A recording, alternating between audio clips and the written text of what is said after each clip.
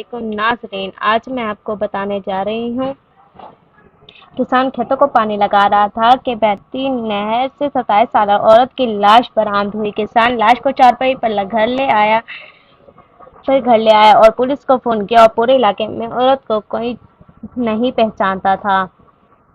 एक सुबह मैं थाने में पहुंचा तो पता चला कि नहर से एक और नौजवान औरत की लाश बरामद हुई है। एक किसान अपने खेतों में पानी लगा रहा था तो इस नहर में बहती हुई औरत की लाश देखी। वो लाश को चारपाई पर रखकर अपने घर में ले आया और पुलिस स्टेशन फोन किया। मैंने चंद आदमियों को साथ लिया और फौरन मौके पर पहुंचा। वहां रात की ड्यूटी वाला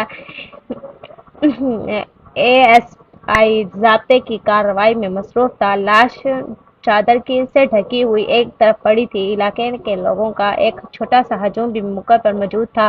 इलाके के तमाम लोगों ने इस लाश को पहचानने से इनकार कर दिया। वो बाहर का मौसम था और नहर सुस्त रवि से बह रही थी। एएसआई ने मेरे इस्तफसार पर बताया कि वो खुदकुशी का केस मालूम होता है। मैंने पूछा, मतूफिया के वर्षा का कुछ पता चला? औरत दूसरे इलाके की मालूम होती है, इसे जवाब दिया। लाश बहती हुई यहाँ पहुंची है। नहर में डूबने के अकाद वाकयात होते रहते हैं। इनमें ज्यादा तादाद शौकिया नहाने वालों की होती थी। कभी कभार खुदकुशी का केस भी हो जाता था, जिनमें ससुराल या शोहरों की सताई हुई नौजवान औरतें या माशरती बदहाली का शिकार लोग शामिल होते हैं। औरतें अमूमन कुएं या नहर में छलांग लगाकर खुदकुशी करती थीं। गालिबन इनके लिए ये सहल तरीका था। मैंने लाश के चेहरे से चादर हटाकर देखा। वो गोल चेहरे वाली खूबसूरत औरत थी। इसके नकोश मोटे थे और उम्र 26-27 साल के लगभग मालूम होती थी। अचानक मुझे इसकी गर्दन पर कुछ निशानात दिखाई दिए। मैं पंजों के बल जमीन पर बैठ गया और बगौर इन निशानात का मुआयना किया। निशानात खास से नुमाया थे। मालूम ये होता था कि किसी कपड़े से इसका गला घूंटा गया था। गोया वो खुदकुशी का नहीं, कत्ल का केस था। लाश का चेहरा देखने के लिए काफी लोग मेरे इर्द गिर्द इकट्ठे हो गए थे। मैंने इनसे पूछा कि क्या कोई शख्स इस औरत को पहचानता है। लोग एक दूसरे की तरफ देखने लगे। इनमें से कोई भी इसे नहीं जानता था। मैंने चादर मजीद हटाई तो मुझे काले रंग का एक दुपट्टा भी दिखाई दिया, जो वैसे ही लाश के ऊपर रखा था। मेरे दिल में सवाल पैदा हुआ कि अगर लाश दूर से बहती हुई आई थी तो वो दुपट्टा जिस्म से अलग क्यों नहीं हो गया था। मैंने एएसआई से पूछा, लाश किसने दरियाफ्त की थी? इसने साथ खड़े एक किसान की तरफ इशारा करके बताया कि ये अपने खेतों को पानी लगा रहा था कि इसे नहर से बहती हुई ये लाश मिली।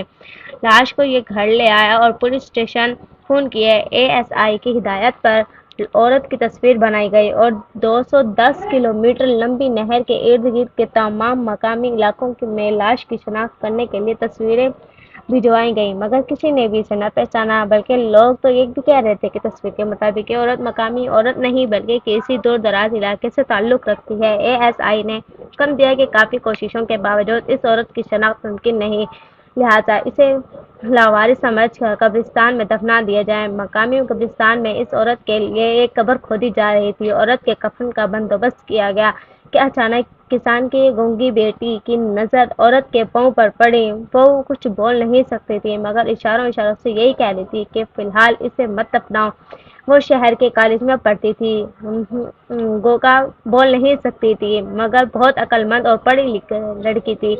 एएसआई ने एक कागज का टुकड़ा और कलम लाकर लड़की को दिया, क्योंकि वो कुछ लिखकर बताना चाहती थी।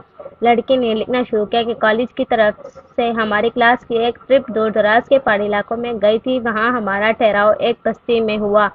वहाँ बस्ती में ये रिवाज पाया जाता था कि जब किसी लड़की की शादी हो तब इसके पाँव में काला धागा बांध दिया जाता था। हत्या के मरते दम तक इस औरत के पाँव में वो धागा मौजूद रहता था, जो कि इसका अपना शोहर अपने हाथों से बांधता था। मगर जिस औरत को इसका शोहर छोड़ देता या फिर तलाक देता, तब ये धागा भी काट देता था। ये लड़की इस इलाके से ही ताल्लुक रखती थी। मुझे इस बात का यकीन है कि अगर आप इधर जाएंगे तो न कुछ इत्तलाआत जरूर मिलेंगे। एएसआई ने एक टीम इस इलाके में भेजी और औरत की तस्वीर के जरिए पहचान करने की कोशिश की गई तो इलाके वालों ने औरत को पहचान लिया था। انہوں نے بتایا کہ ایک یتیم لڑکی تھی جو یہاں سے 25 کلومیٹر دور ایک گاؤں میں بیائی گئی تھی۔ وہاں پہنچنے پر ٹیم اس عورت کے گھر میں پہنچی تو وہاں ایک بوڑھی عورت اور اس کا بیٹا موجود تھا۔ دونوں کو پولیس پکڑ لے گئی۔ پہلے تو انہوں نے کچھ نہ بتایا، مگر جب جسمانی ریمانڈ کیا گیا تو بوڑھی عورت بول اٹھی کہ یہ میری بہو تھی۔ شادی کے 3 سال بعد جب میرے بیٹے کی اولاد نہ ہوئی تب میں نے ہی اپنے بیٹے کو مشورہ دیا کہ اس سے جان چھڑوا کر دوسری شادی کر لو۔ میرا بیٹا اس سے کچھ زیادہ ہی تنگ تھا۔